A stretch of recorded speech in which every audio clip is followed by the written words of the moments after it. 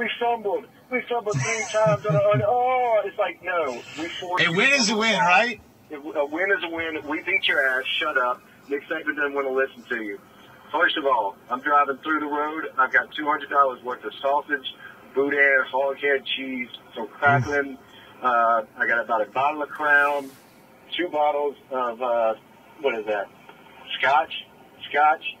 We ain't open that until we hit the T-Town, baby. But you are prepared.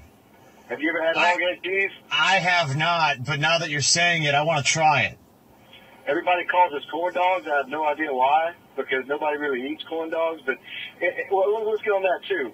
Who doesn't like corn dogs? Corn dogs are awesome. Corn dogs are about the most all-American thing you could possibly eat. If you don't like corn dogs, you're a freaking commie. But if you call us hog-head cheese fans, then we probably do a little bit better game. But let me ask you one thing.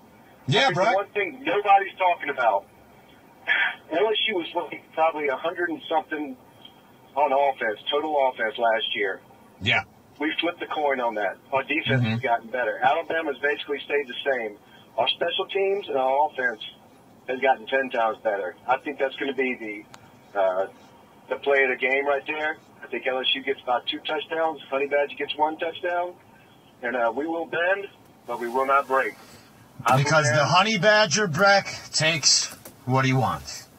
It takes what he likes. Hey, Breck, be good, man. Be safe in your travels, okay?